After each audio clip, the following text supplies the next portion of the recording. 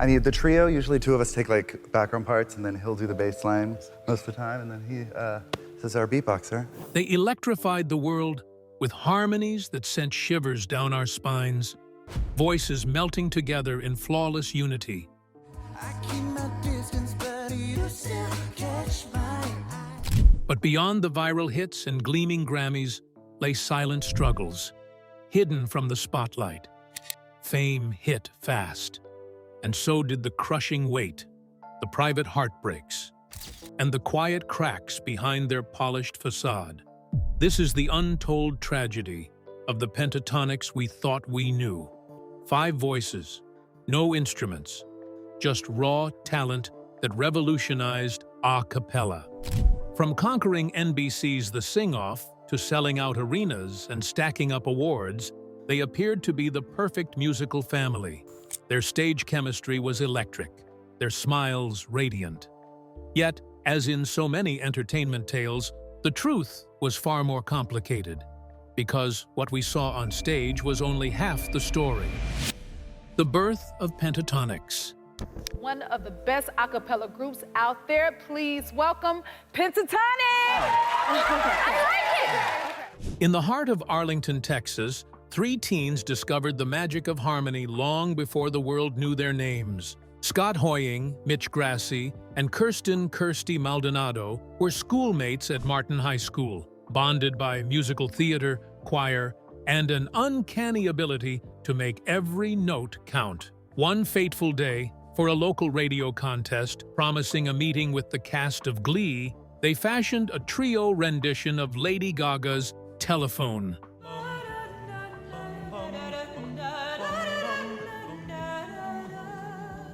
It didn't win, but something even better happened. Their voices floated online, and a YouTube clip went semi-viral, laying early groundwork for something bigger. After high school, life scattered them. Scott headed to the University of South Carolina to study popular music. Kirsty pursued musical theater at the University of Oklahoma, and Mitch finished high school in Texas.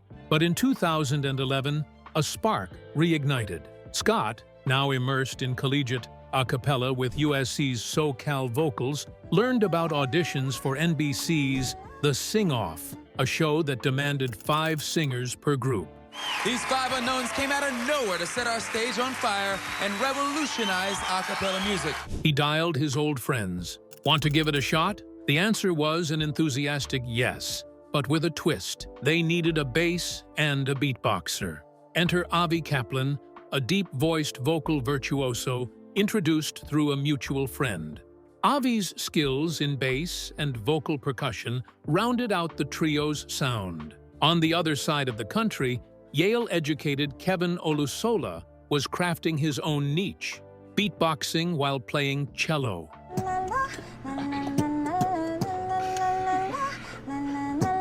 A technique he called cello boxing. One of his YouTube videos exploded online, catching Scott's attention. Incredibly, these 5 had never met together until the day before their audition. With only a handful of hours to rehearse, they pooled their talent, camaraderie, and sheer nerve. Somehow, those first rehearsals clicked, and they nailed their audition, earning a coveted spot on The Singoff. Congratulations on all the success so far. Once again, the Pentatonix! Scott coined their name Pentatonix, a nod to the 5-note pentatonic scale with an X added for extra flair. What started as a bold, last-minute audition turned into something extraordinary. The group not only competed, they won Season 3 of The Singoff. And the group that has won the Singoff is Walked away with a $200,000 prize and a Sony recording contract, and officially leapfrogged from high school hallways to international stages. You'll hear America's final verdict. One of these groups will walk away with the coveted Sony music recording contract and $200,000. Within months, Pentatonix uprooted to Los Angeles, laying tracks and harmonies with producer and friend Ben Bram, who had silently helped shape their sound from day one. Looking back, it's incredible how things unfolded. 3 friends, dispersed by geography and destiny, came back together with perfect timing. One viral video here, a mutual introduction there, and suddenly the world had front-row seats to something completely new. The first rehearsals and breakout performances. Pentatonix has fought hard to make it to this point as well. Let's see how they overcame the odds and reached the top 2. Their first practice session was chaotic, a jumble of ideas, riffs, and nervous laughter. Scott's arranging skills became their compass. He began dissecting popular tracks, redistributing instrumental lines into vocal parts. Avi's bass became the foundation. Kevin's beatboxing and percussive effects acted as the drums. Mitch and Kirsty handled the higher, more delicate textures, while Scott anchored the middle. The result? A sound that didn't just mimic instruments, it reimagined them. When they stepped into the Singoff's rehearsal room for the first time, other contestants couldn't quite place them. They didn't look like the stereotypical a cappella group. No matching blazers, no choral uniform presentation. But then they sang. Oh, come and behold him. Within seconds, it was clear they weren't there to blend in. Their harmonies were razor-sharp, their rhythms tighter than most full bands. The first live performance, E.T. by Katy Perry, was an instant showstopper. The arrangement was sleek and modern, with Kevin's beats driving the pulse and Mitch's high notes soaring over the top. Even the judges, known for nitpicking, were left almost stunned. Ben Folds famously told them their sound was like nothing we've ever seen on this show. Week after week, they raised the stakes. I enjoyed the performance. I loved it. And how you kept up with the riffs, Scott. Boy, you a beast. I enjoyed it. They transformed Video Killed the Radio Star into a cinematic, almost haunting piece. They reinvented Your Love Is My Drug with a club-ready, vocal-only beat drop that made people question whether instruments were secretly hidden somewhere. The group's chemistry solidified with each round. Scott and Kirsty often locking eyes mid-performance, Mitch leaning into the emotion of every line, Avi and Kevin forming a rhythm section so in sync it was like they'd been playing together for years. But the real turning point came when they tackled Florence's The Machine's Dog Days Are Over. The performance was pure electricity, layered harmonies, rhythmic hand claps, and an emotional build that had the audience on its feet. Anything from you. That night, Pentatonix stopped being the newcomers and became the frontrunners. Behind the scenes, the work was grueling. With the show's tight turnaround schedule, they often had less than 3 days to arrange, memorize, and perfect each song. They rehearsed in cramped hotel conference rooms, sometimes until the early hours of the morning. Their voices raw, but their determination unshaken. Kevin later admitted there were nights he practiced beatboxing until his lips literally hurt. The pressure only bonded them further. Mitch began trusting Avi's low notes to anchor his more experimental runs. Kirsty's blend with Scott became so seamless that producers would sometimes mistake their voices for one. Should I do like a really long? Just as like a sample? Yeah. Kevin started adding unexpected percussion sounds, snare rolls, hi-hat ticks, even simulated dubstep drops that made audiences lean forward in disbelief. By the time the finale rolled around, Pentatonix was no longer just a group competing for a title. They had become a unit, 5 distinct personalities fused together by sheer creativity and mutual respect. Their final performance, a medley that showcased everything they could do, sealed their victory. Winning the Singoff was a career-defining moment, but it was also just the beginning. They didn't yet know that their next chapter wouldn't be on TV. It would be online, and it would make them global stars. From TV triumph to YouTube domination.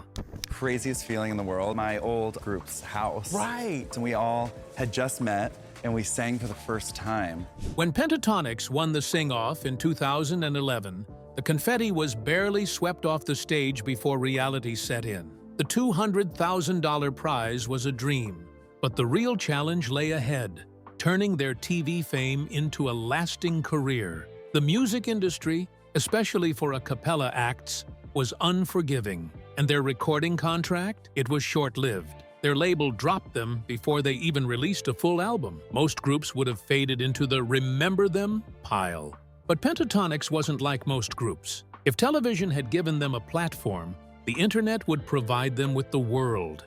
Scott, already savvy with online trends, suggested they move their performances to YouTube.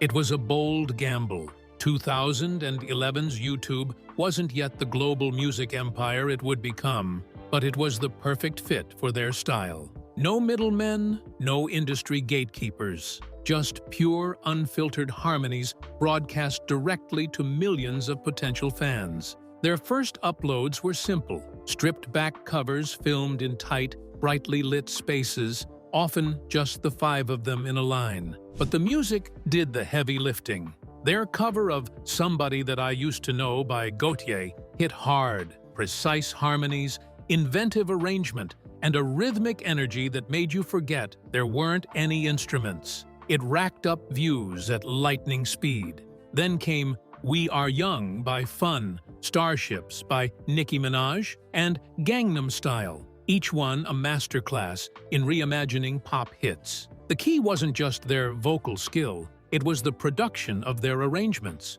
They didn't try to sound like karaoke versions. They rebuilt songs from the ground up, translating guitar riffs into vocal runs, synths into layered humming, and drum machines into Kevin's uncanny beatboxing. Their big break in the digital space came with their Evolution of Music medley in 2013.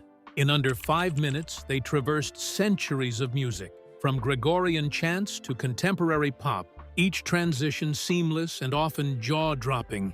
The video went mega viral, crossing millions of views in days and introducing them to audiences far beyond the US. What made YouTube magic for Pentatonix was also their authenticity. Between performances, they shared behind-the-scenes clips, tour diaries, and candid moments. Fans didn't just see polished singers, they saw personalities. Scott's upbeat energy, Mitch's quick wit, Kirsty's warmth, Avi's quiet strength, and Kevin's humble charm all shone through. The platform also gave them creative freedom. Without a label dictating song choices, they could cover anything, from Daft Punk's Get Lucky to Beyoncé's Run the World, and infuse it with their signature style. In late 2013, their Daft Punk medley became a phenomenon, winning them a Grammy Award for Best Arrangement, Instrumental or a cappella. We recorded this in a bedroom closet, we filmed it in the kitchen, and now we're Grammy winners for it. So it's just proof that anything can happen. Suddenly, Pentatonix wasn't just that group from the Singoff, they were industry-recognized artists. By 2014, their subscriber count had soared into the millions. Tours began selling out across the globe. They released a string of successful albums, both of covers and original material. But YouTube remained their heartbeat.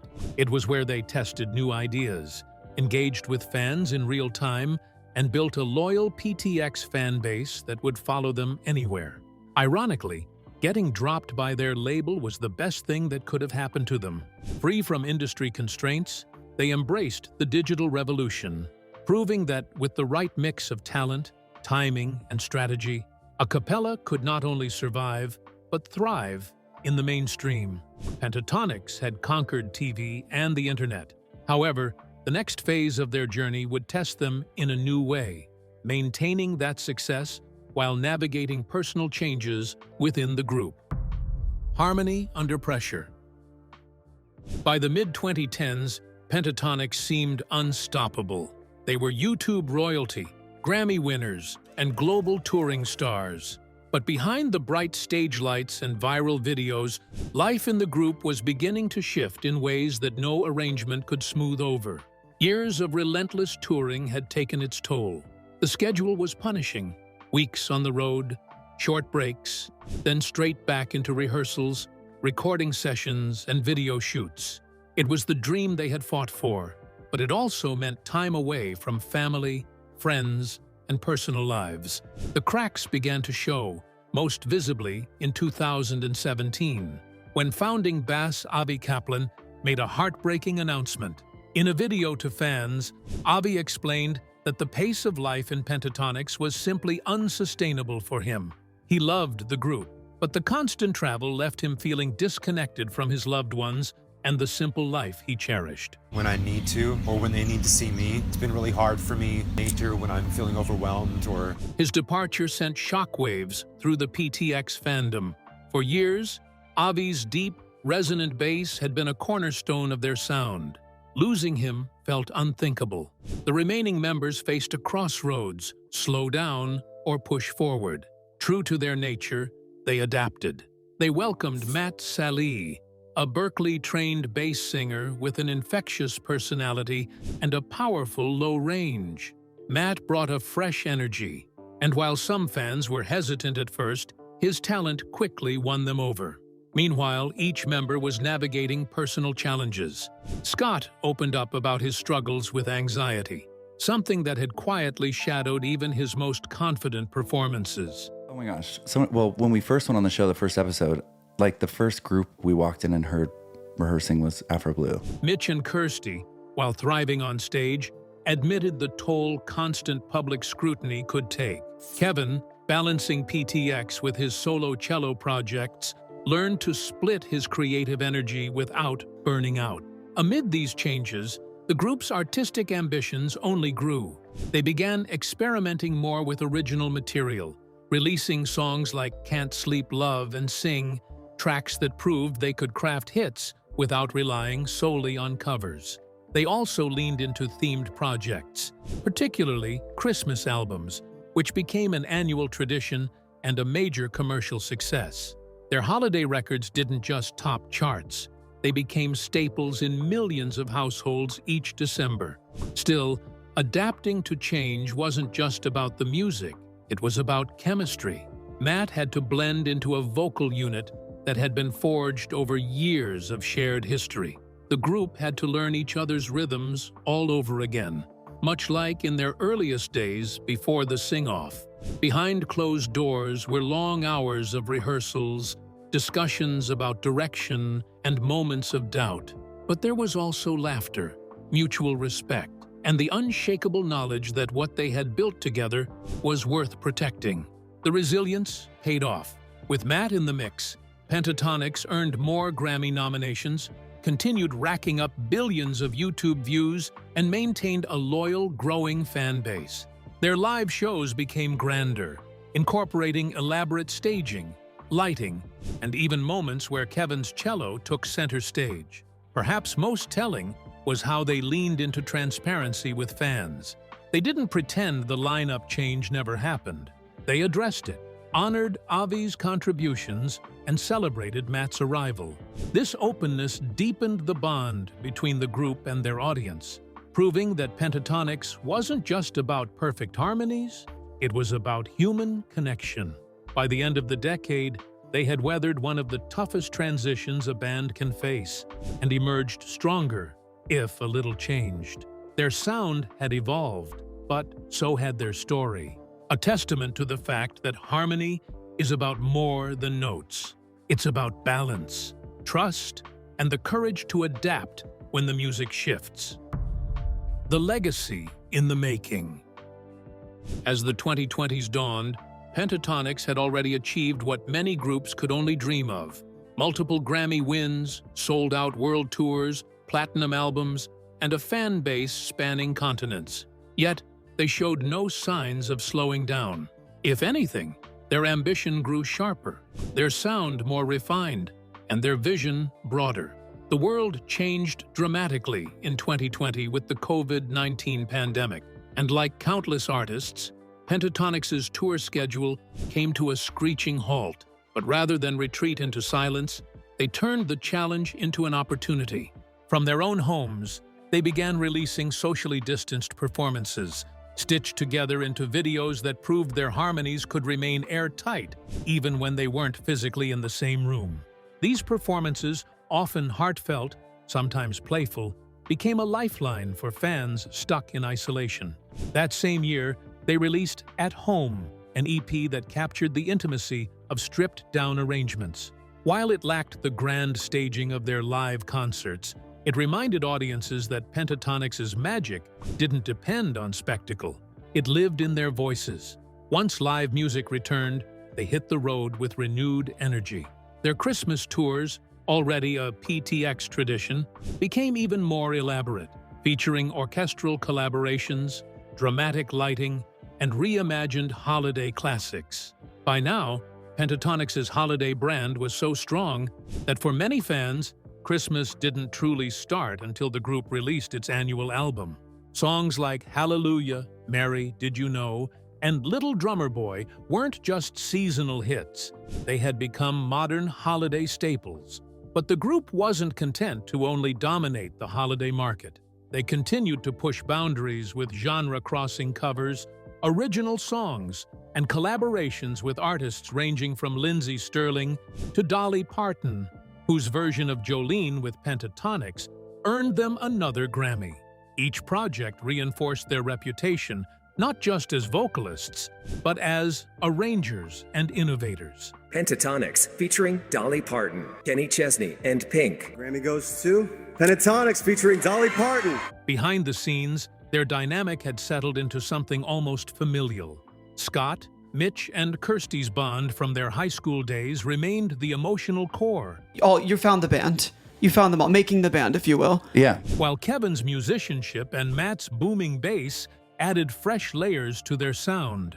Matt, once the new guy, was now firmly part of the Pentatonix identity, adored by fans and integral to their live presence. Their YouTube empire continued to flourish, with billions of views and a steady stream of new content. In an industry where viral fame often fades in months, Pentatonix had built something far more enduring, a platform that not only showcased their music, but also allowed them to directly connect with fans worldwide. Even as trends in music shifted, streaming dominance, TikTok hits, AI-generated songs, Pentatonix maintained relevance by staying true to their craft while embracing new mediums. They weren't chasing trends, they were building a legacy. By 2023, the group celebrated over a decade together, a milestone few musical acts reach, especially in such a demanding niche. Their concerts had become communal experiences, with fans singing along to every word, from early Singoff favorites to their latest releases. As they looked ahead, one thing was certain: Pentatonix had redefined what it meant to be an a cappella group in the mainstream. They weren't a novelty act or a reality TV memory, they were an institution. And whether performing in front of millions in a stadium or singing into webcams during a pandemic, their mission had never changed: to prove that 5 human voices could create a sound bigger than anyone imagined. Where are they now? More than a decade after stepping into the spotlight, the members of Pentatonix have carved out lives and careers that extend far beyond the group's 5-part harmonies. Fame brought them opportunities, challenges, and a unique kind of public visibility that few experience. Yet, through it all, they've continued to grow, not just as musicians, but as individuals. Scott Hoying. Scott Hoying, the tall, charismatic baritone whose arranging skills helped define the group's sound from day one. We found Avi through Ben Bram, who is an alumni of Soca Podcast. And then we found Kevin through YouTube. Has remained one of Pentatonix's creative anchors. Over the years, Scott has co-led much of the group's direction, both musically and aesthetically. But he's also ventured into solo territory. In 2013, Scott and fellow Pentatonix member Mitch Grassi launched Superfruit. Hello, my name is Scott. My name is Mitch. And we are Superfruit. A vibrant pop duo known for colorful music videos, high-energy originals, and playful covers. Superfruit became a creative playground, allowing the pair to explore pop, electronic, and dance genres in ways that didn't quite fit the Pentatonix brand. Their 2017 album Future Friends received critical praise for its unapologetic style and catchy songwriting. On the personal front, Scott has been open about his journey as a proud member of the LGBTQ+ community. In 2023, he married his longtime partner, model and influencer Mark Manio, in a stunning beach ceremony. The wedding, shared widely on social media, was a testament to Scott's belief in living authentically and celebrating love. Mitch Grassi. It's fun for me, so I think I don't really mind it because I love rapping. I think it's really fun just to talk really fast. Known for his extraordinary range and androgynous style, Mitch Grassi has built a reputation as one of contemporary music's most distinctive voices. Like Scott, Mitch thrived in the Superfruit project, using it to push his artistry into edgier, more experimental directions. His solo performances within Pentatonix songs often stand out as emotional peaks, showcasing his fearless vocal control. Outside of music, Mitch has become a fashion icon in his own right. His bold, gender-fluid wardrobe choices and high-fashion collaborations have earned him recognition in style magazines and online culture hubs. Mitch has never shied away from self-expression, and in doing so, he's inspired countless fans to embrace their individuality. While he remains private about many aspects of his personal life, Mitch has been candid about his experiences as a queer artist navigating the entertainment industry, often using his platform to advocate for inclusivity and representation. Kirsten Maldonado.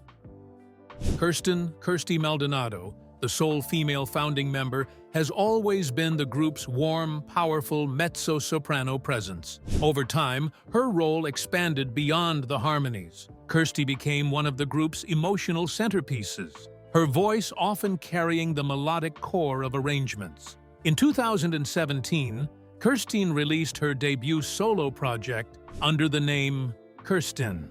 Her EP Love showcased a pop R&B fusion, exploring themes of love, vulnerability, and empowerment. The release allowed fans to hear her voice in a completely different light, stripped of the intricate Pentatonix layers. In her personal life, Kirsty became a mother in 2022. She's wearing sailor. Look. Look. I'm looking. Yeah, what am I missing? Welcoming her first child with her fiancé, Ben Hausdorff. The experience of motherhood, she's shared in interviews, has reshaped her priorities and brought a deeper emotional resonance to her performances. Balancing touring life with parenthood has been a challenge, but one she approaches with her characteristic warmth and dedication. Kevin Olusola. Kevin K.O. Olusola, the group's beatboxing cellist, is arguably its most surprising secret weapon.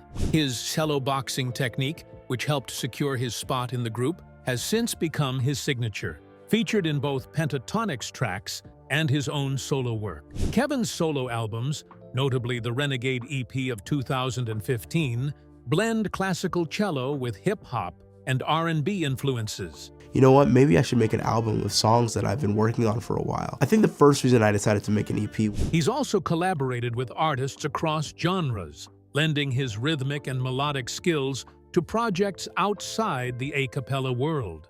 Outside of music, Kevin is a devoted family man. He married Lee Bayamitu Weissman in 2019, and the couple has welcomed children, often sharing glimpses of family life on social media. Kevin has also spoken openly about his Christian faith, crediting it as a guiding force in both his career decisions and personal life. Beyond his musical output, Kevin has explored entrepreneurship and philanthropy, supporting initiatives in education and music accessibility. His commitment to inspiring young musicians mirrors the mentorship he once received in his own career. Avi Kaplan. Avi Kaplan's departure from Pentatonix in 2017 was one of the most emotional moments in the group's history. His deep, resonant bass was irreplaceable in the early days, and his quiet, grounded presence had been a steadying force. But Avi's decision was rooted in a need for a slower pace and a life closer to nature. After leaving, Avi embarked on a solo career under his own name, shifting to a folk Americana style far removed from Pentatonix's pop arrangements. His debut EP, Sage and Stone, in 2017, and full-length album, Floating on a Dream, in 2022, showcased a rich, soulful voice set against acoustic instruments and storytelling lyrics. Avi now resides in a more rural setting, often performing at intimate venues and folk festivals. While his life is quieter, he's remained connected to fans, many of whom followed him from the Pentatonix era. Matt Sallee. When Matt Sallee joined Pentatonix in late 2017, he faced the daunting task of stepping into Avi Kaplan's shoes. But Matt brought his own flavor, an exuberant stage presence, gospel-influenced bass runs, and a contagious positivity that quickly endeared him to audiences. A graduate of Berklee College of Music, Matt had already worked with renowned artists before joining PTX. In the group, he found not just a job, but a musical family. His vocal tone added a slightly different color to the bass lines, giving post-2017 Pentatonix a subtly new sound. Matt's personal life is equally joyful. He married Sarah Bishop in 2022, with several Pentatonix members in attendance. Outside of touring, he's been involved in charity work and vocal coaching, passing on his skills to the next generation of singers. A shared future. Though each member has carved their own path, Pentatonix remains the constant thread tying them together. They've learned how to balance personal ambitions with group commitments, how to respect each other's creative pursuits, and how to maintain friendships under the unique pressure of global fame. Their collective legacy is already secure. They've made a cappella commercially viable on a global scale, inspired countless young musicians, and shown that harmony isn't just a musical term. It's a way of working, living, and growing together. Whether on stage as a quintet, in the studio recording yet another inventive cover, or pursuing individual dreams, the members of Pentatonix have proven that their story is still being written. And, if history is any indication, the next chapter will be every bit as harmonious as the first. From a trio of high school dreamers nervously uploading a Beyoncé cover to YouTube, to a 5-member Grammy-winning powerhouse with billions of streams, Pentatonix's journey has been nothing short of cinematic. Their origin story feels almost mythical. Scott Hoying, Kirsten Maldonado, and Mitch Grassi harmonizing their way through choir rehearsals in Arlington, Texas, never imagining those casual moments would one day lead them to a global stage. The serendipitous arrival of Kevin Olusola, the beatboxing cellist whose viral video stunned the internet, and the deep, resonant voice of Avi Kaplan transformed them from a talented trio into an unstoppable quintet. Winning the Singoff was only the opening act. From there, Pentatonix carved out a place in the music industry that no a cappella group had ever claimed before, dominating YouTube, topping charts, selling out arenas, and rewriting the rules of vocal performance. Their rise was as much about innovation as it was about talent, blending intricate arrangements with fearless genre crossing. But, as with any long-running act, time brought changes. Avi's 2017 departure left fans heartbroken,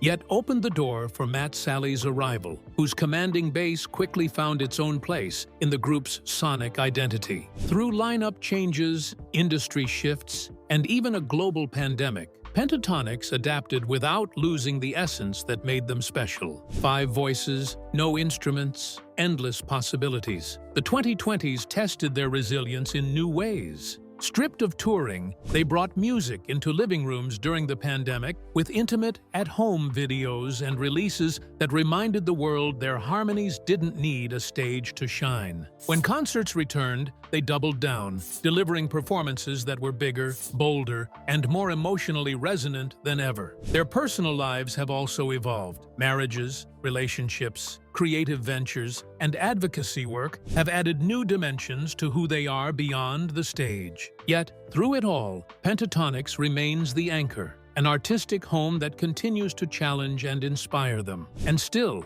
after over a decade of redefining a cappella, Pentatonix is not coasting on nostalgia. They are actively writing their next chapter, balancing holiday dominance with fresh, original projects, and constantly engaging the ever-growing PTX family online. They've outlasted viral trends, defied skeptics who once dismissed them as a novelty, and proven that human voices, when pushed to their limits, can rival the biggest orchestras and the boldest productions. From their humble beginnings to global acclaim, from heartwarming highs to bittersweet goodbyes, Pentatonix's story is more than a tale of musical success. It's proof that passion, innovation, and a little bit of faith in your friends can create something timeless. The harmonies have evolved, the faces have shifted, but the magic, that's still there, stronger than ever. When the final note of their career eventually rings out, will Pentatonix be remembered as just the greatest a cappella group of all time, or as something even bigger, the band that forever changed how the world hears the human voice? Share your thoughts with us in the comment section below. And that's it from us today. Until next time, thank you for watching.